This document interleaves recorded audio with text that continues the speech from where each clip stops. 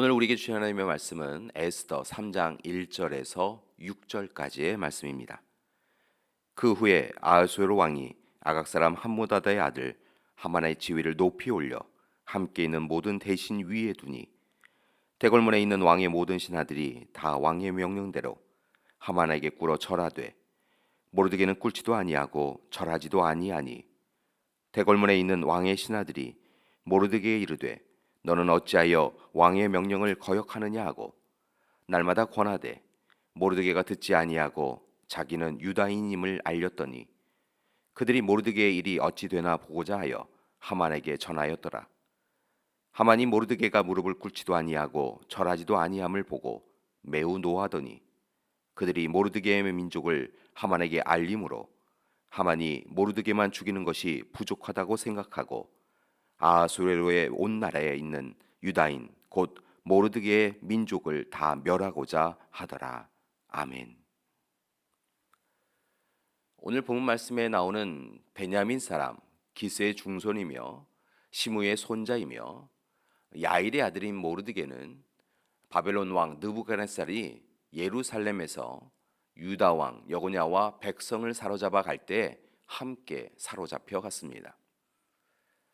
그곳에서 사촌 여동생 에스더를 자신의 딸같이 양육합니다. 그런데 이후에 바로 그 에스더가 바사왕 아하수에로의 왕비가 됩니다. 그리고 모르드게는 왕의 암살 계획을 미리 알아채고 왕비인 에스더를 통하여 왕의 생명을 구합니다. 자, 이 정도 되면 권력의 핵심에 들어갈 만한데 그는 그저 문지기로 만족하며 살아갑니다. 그런 점에서 보면 모르드게에게 세상 권세는 중요한 문제가 아니었습니다. 오히려 그는 하나님의 구원사를 이루어가는 과정에서 참으로 귀하게 쓰임 받았습니다. 과연 어떤 일이 일어났던 것일까요? 오늘 말씀 에스더 3장에 보면 유다 백성이 모두 죽임을 당할 위기에 처하게 됩니다. 그 이유는 모르드게와 하만의 권력 다툼 때문이었습니다.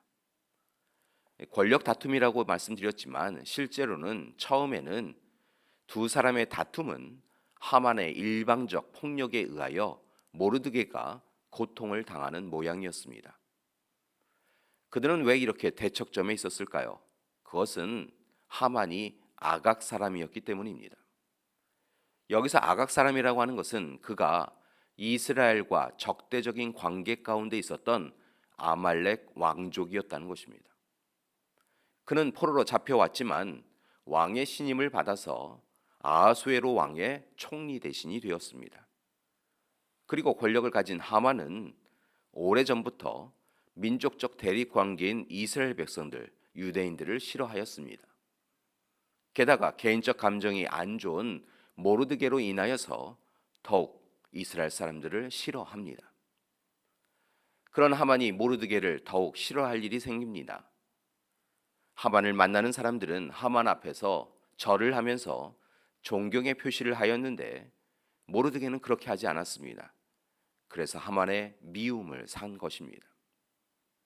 그렇다면 여러분, 모르드게는 자신과 민족이 위기에 처할 수 있는데 왜 그깟 절을 하지 않은 것일까요? 이유가 있습니다. 여기서 무릎을 꿇고 절한다라고 하는 표현은 경배한다라고 하는 의미입니다. 즉 하만이 자신을 신처럼 여기기를 원하는 것을 오직 하나님만 경배하는 모르드게는 받아들일 수 없었던 것입니다. 자신의 안위를 위하여 하나님이 싫어하시는 일을 할 수 없었던 것입니다. 그래서 절을 하지 않은 것입니다. 그리고 이 일로 분노한 하만은 모르드게만이 아니라 마침내 이스라엘 백성 모두를 죽이려고 계획합니다. 이제 이스라엘 백성들은 큰 위기에 처하였습니다. 그래서 모르드게가 참 귀한 결단을 합니다. 모르드게는 옷을 찢고 굵은 배를 입고 금식하며 재를 뒤집어 쓰고 통곡하며 기도합니다. 그는 하만에게 잘못을 빌거나 용서를 구걸하지 않았습니다. 오직 하나님만 바라보며 도움을 구하였습니다. 하나님께 전적으로 매달려 살려달라고 기도합니다. 이처럼 모르드게는 사람이 아닌 하나님께 간구하는 기도를 통하여 하나님께 나아갔고 그런 그를 하나님께서 도와주십니다. 그리고 마침내 모든 위기를 기회로 만들어 주십니다. 상황을 역전시켜 주셔서 모르드게와 이스라엘 백성들을 구원해 주십니다. 이러한 과정 가운데 오늘 말씀 속에서 제가 한 가지 주목한 부분이 있습니다. 그것은 바로 4절 말씀에 나오는 것인데 왕의 신하들이 모르드게에게 왕의 명령을 거역하지 말고 하만에게 절하고 따르라고 하였을 때 모르드게가 자신이 유다인임을 드러내는 부분입니다. 모르드게, 그는 자신이 유대인임을 밝히는 일이 당시 상황에서는 위기를 자초하는 일임을 알면서도 자신이 유다인임을 유대인임을 드러내었습니다.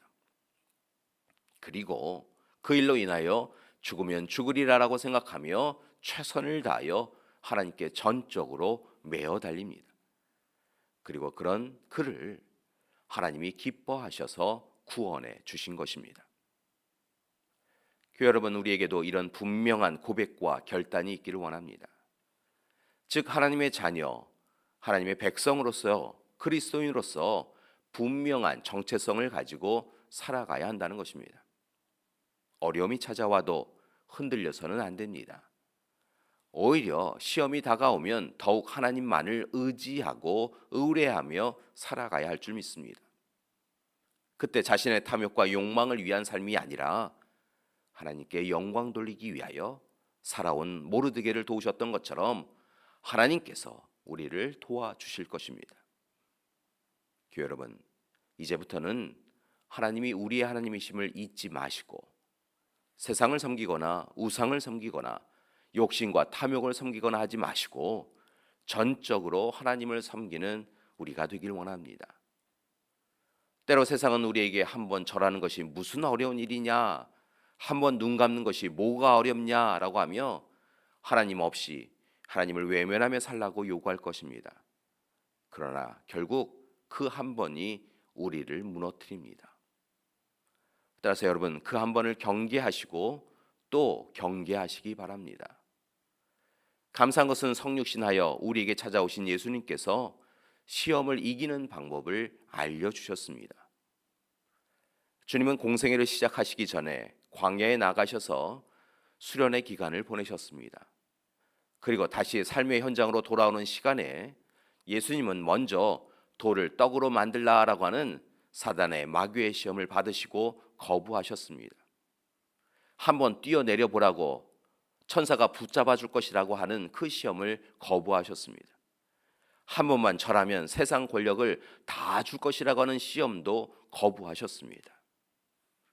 주님은 그렇게 한 번을 이겨내심을 통하여 전적으로 이겨내십니다. 이 시대가 하나님이 아니라 자신을 섬기라고 유혹하고 있습니다. 그러나 여러분, 날마다 그리스도인임을 분명하게 선포하시고 믿음의 사람으로 살아가시기 바랍니다. 그때 하나님께서 우리를 지켜주시고 돌보아 주실 것입니다. 인간의 어리석음을 드러내시고 하나님의 돌보심을 전적으로 간구하며 나아갈 때 하나님께서 우리를 도와주실 것입니다. 교회 여러분, 바라기는 모르드게와 같은 신앙으로 오늘도 승리하시기 바랍니다. 함께 기도하시겠습니다. 사랑의 하나님, 오늘 이 시간 모르드게가 그가 하나님의 사람이었기에 하만에게 절하지 않는 것을 보았습니다. 한 번쯤 절함을 통하여서 그가 위기를 모면할 수 있음에도 불구하고 그가 하나님의 사람이었기에 하나님 앞에만 절할 수 있기에 사람에게 절하지 않았던 모습을 보면서 우리가 마땅히 살아가야 될 삶에 대하여 다시 고민합니다. 하나님, 우리를 불러주신 하나님 앞에 하나님만 섬기며 하나님의 뜻대로만 살아가며 하나님이 이루어 가실 일들을 기대하며 살아가는 우리 되게 하여 주시옵소서. 이를 위해 다시 우리가 그리스도인이라고 하는 정체성을 회복하게 하여 주시옵시고 하나님이 기뻐하시는 일을 마땅히 행하며 살아갈 수 있도록 도와주시옵소서. 이제는 우리 주 예수 그리스도의 은혜와 하나님의 크신 사랑하심과 성령님의 온전케 하시는 귀한 역사가 오늘 이 시간 그리스도인임을 고백하며 이제 전적으로 하나님의 이끄심대로만 살겠습니다 고백하는 우리 믿음의 가족들 위해 지금부터 영원토록 함께 하시기를 간절히 축원하옵나이다. 아멘.